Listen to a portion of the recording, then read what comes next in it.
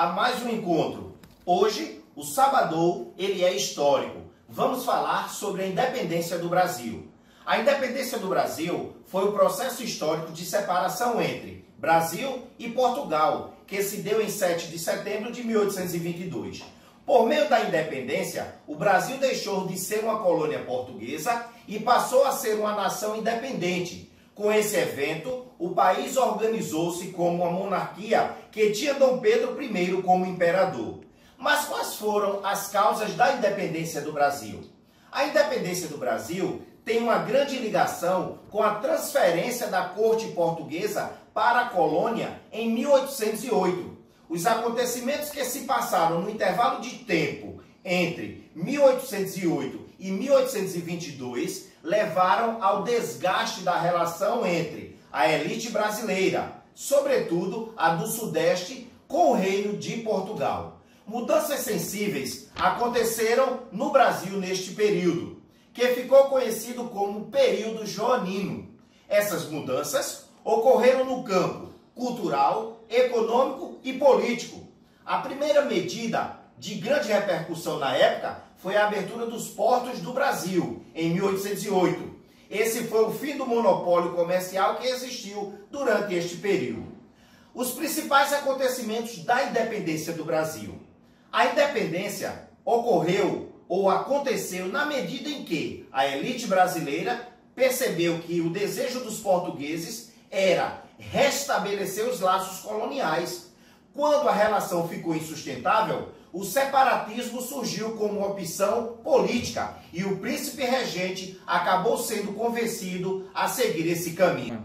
O movimento que exigia a permanência de Dom Pedro motivou-o a desafiar as ordens da corte, e isso resultou no Dia do Fico. Em 9 de janeiro de 1822, na ocasião de Dom Pedro I, anunciou publicamente que permaneceria no Brasil. Apesar de uma forte insatisfação, o separatismo ainda não era uma opção consolidada na cabeça dos brasileiros. Cedendo às pressões, o Dom Pedro respondeu: "Como é para o bem de todos e a felicidade geral da nação, estou pronto. Diga ao povo que fico."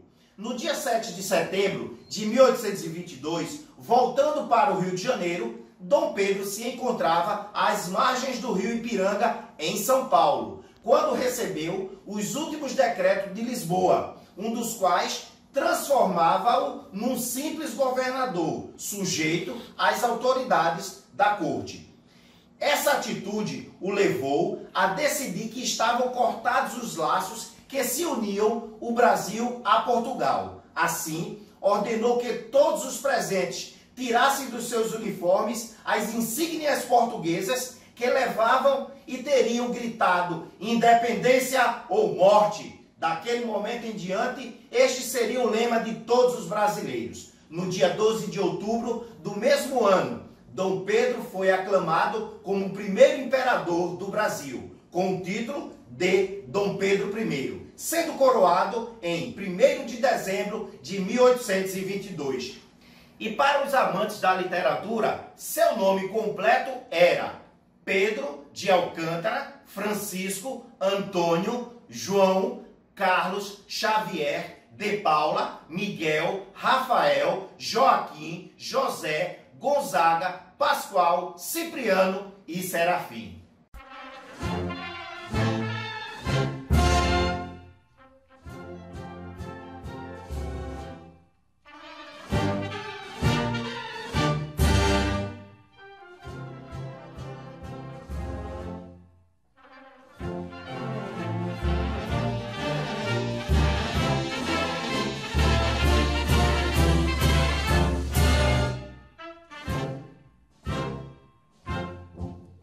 Ouviram no Ipiranga as margens plácidas de um povo heróico, brado retumbante, e o sol da liberdade em raios fúlgidos brilhou no céu da pátria nesse instante.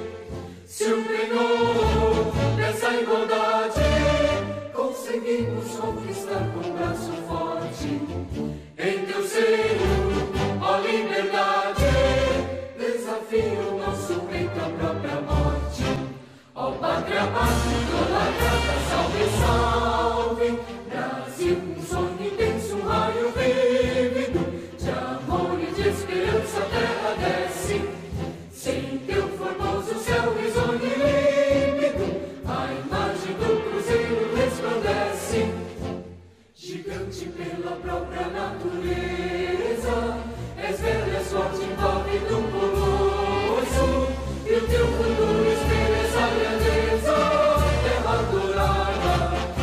outras mil és do Brasil, ó pátria amada, dos filhos desse sol és mãe gentil, pátria amada, Brasil.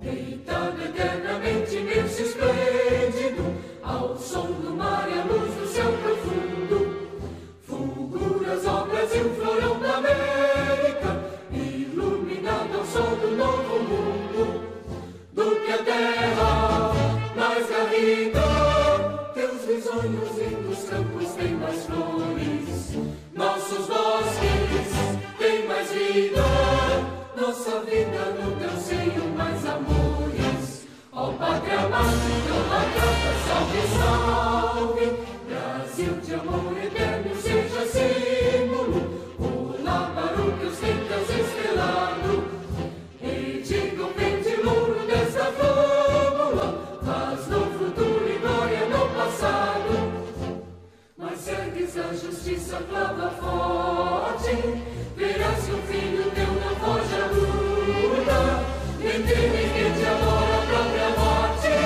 terra adorada, entre outras mil és do Brasil, uma pátria amada, dos filhos deste sol és mãe gentil, pátria amada, Brasil.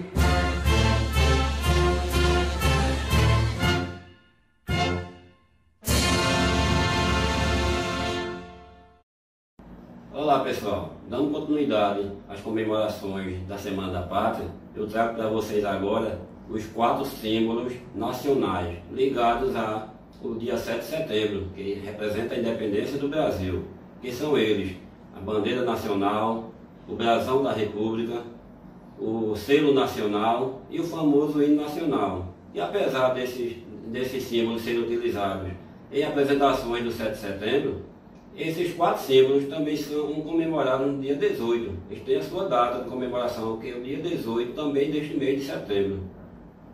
A bandeira nacional, as suas cores representam, nesse retângulo verde, as matas, as nossas florestas verdes. O amarelo, o losango amarelo, representa as nossas riquezas, o ouro. O círculo azul representa o céu brasileiro, com essas constelações.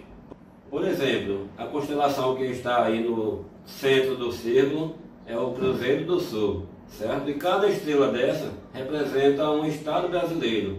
São 27 estrelas, 26 estados e o Distrito Federal, a nossa capital Brasília. Mas um fato curioso dessas estrelas, para quem não conhece a história da bandeira nacional, é que essa estrela solitária que está acima da faixa de ordem e progresso não é a nossa capital Brasília, e sim o estado do Pará. Por que isso? Porque na época que foi desenhada essa bandeira, considerou-se o estado que estava mais ao norte do nosso mapa, mais ao norte do Brasil. Então por isso que essa estrela solitária é o estado do Pará e não a capital.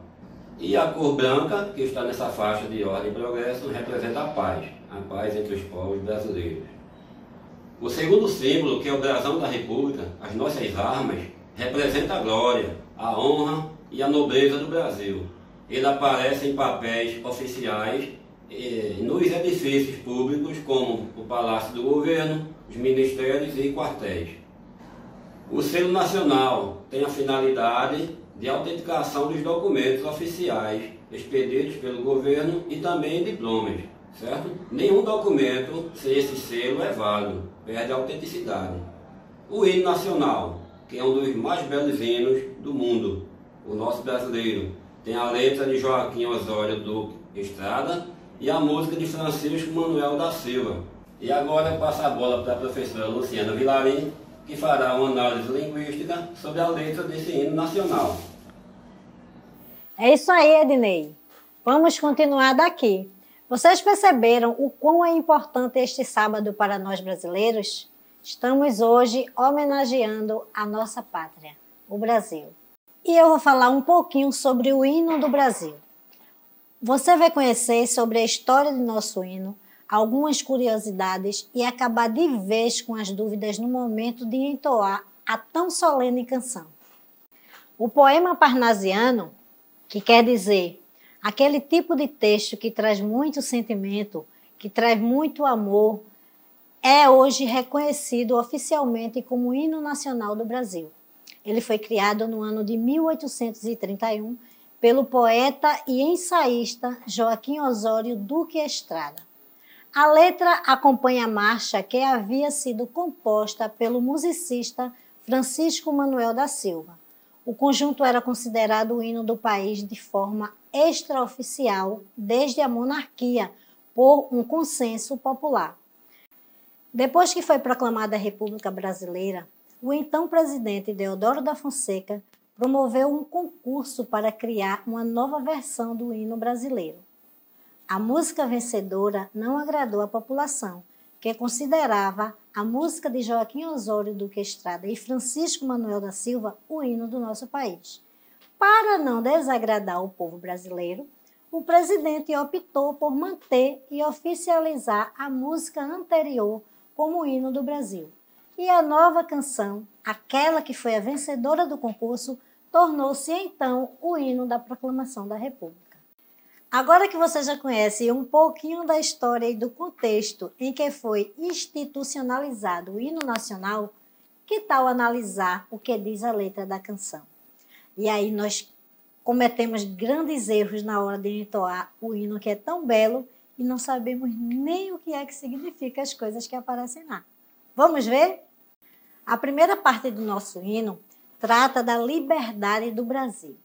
Se você observar, o início da letra fala da independência brasileira e exalta a nova condição do Brasil de país independente. E diz assim na primeira estrofe: ouviram do Ipiranga as margens plácidas, de um povo heróico o brado retumbante.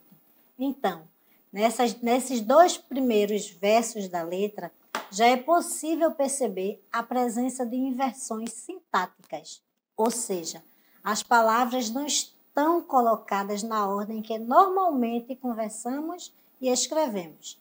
Se colocarmos a frase em uma ordem direta, isto é, sujeito, predicado e complementos, e depois trocarmos as palavras eruditas, aquelas palavras difíceis do poema parnasiano, por termos do nosso dia a dia, do nosso cotidiano, esse trecho nos diz exatamente o seguinte, que ao longo das margens tranquilas do rio Ipiranga, foi possível escutar o grito do povo brasileiro.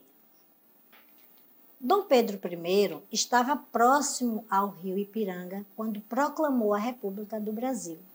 Esse é o brado, o grito forte, a que se refere a letra. E o imperador aparece como um representante do povo brasileiro, do povo heróico. Aí nós temos na seguinte parte: e o sol da liberdade em raios fúlgidos brilhou no céu da pátria nesse instante. Neste trecho, o autor Joaquim Osório compara a liberdade conquistada pelo Brasil a um sol com raios brilhantes. O brilho ilumina o céu da pátria, antes obscuro pelo colonialismo. E ainda, se o penhor dessa igualdade conseguimos conquistar com braço forte, em teu seio, ó liberdade, desafia o nosso peito à própria morte. Penhor equivale a uma garantia ou uma segurança. É como se, por exemplo, eu quisesse comprar uma coisa e não tivesse com dinheiro, aí eu dava o meu anel como garantia. Então, esse é o penhor a que se refere lá no hino. Portanto, a frase está dizendo que, com a força de seu povo, o braço forte, o Brasil conquistou a liberdade e a garantia de uma igualdade com Portugal. O Brasil, que antes era uma colônia de Portugal, passou a ser um país independente. Caso essa garantia de liberdade fosse desafiada, o trecho afirma que o povo brasileiro estava disposto a lutar até a morte. Na segunda parte do hino, o autor vem trazer a declaração explícita do amor pelo nosso país. Então, a letra da poesia afirma todo o amor que o povo brasileiro sente pelo seu país. Nos versos, ó pátria amada, idolatrada, salve, salve. Essa estrofe é uma declaração ao Brasil, que é idolatrado, que é colocado como ídolo e também amado pelo seu povo.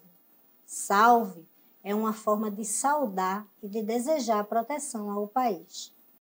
Seguindo com o nosso hino, nós temos Brasil, um sonho intenso, um raio vívido, de amor e de esperança a terra desce.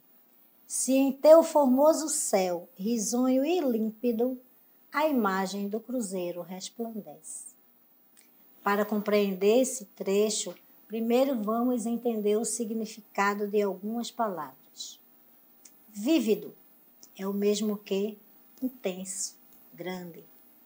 Formoso significa belo, bonito. Límpido equivale a transparente. E resplandecer é o mesmo que brilhar. Então, neste trecho todo, o poeta compara nosso país a um sonho, pois tem muito a crescer e a conquistar. Depois, ele comenta que no Brasil existe muito amor e esperança e explica o motivo na frase seguinte. O Cruzeiro do Sul é uma constelação que pode ser vista no céu do Brasil e tem a forma semelhante a uma cruz. O símbolo remete a Jesus Cristo, que é visto como uma figura que traz consolo, amor e esperança às pessoas. Na terceira parte do nosso hino, o autor faz uma exaltação às belezas naturais. E diga-se de passagem, eita país bonito é o nosso, viu?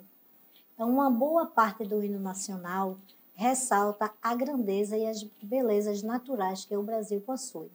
Então, nós temos aí no trecho, gigante pela própria natureza, és belo, és forte, impávido colosso, e o teu futuro espelha essa grandeza.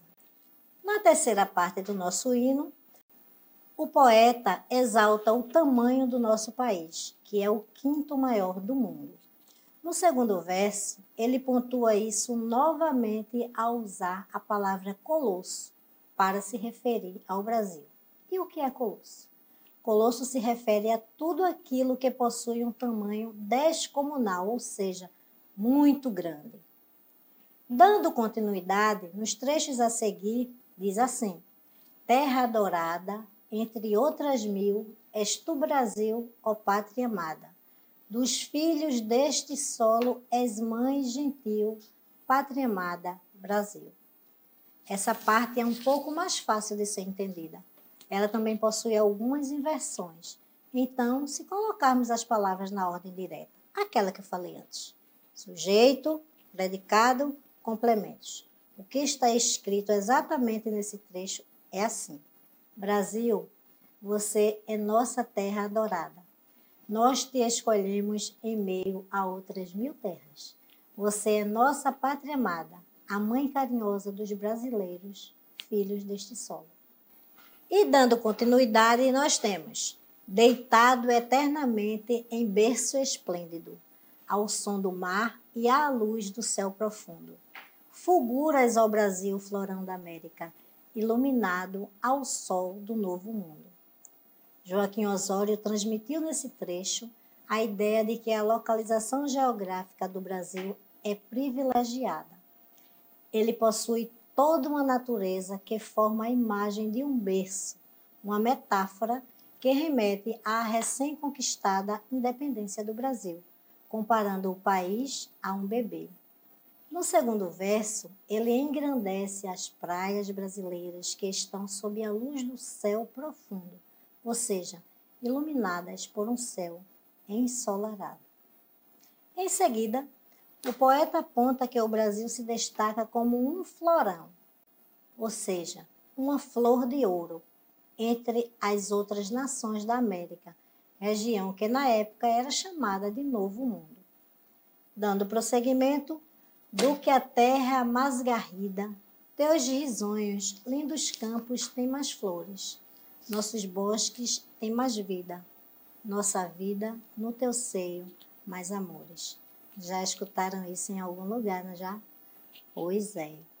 Esse trecho refere-se ao poema Canção do Exílio, escrito por Gonçalves Dias em 1846.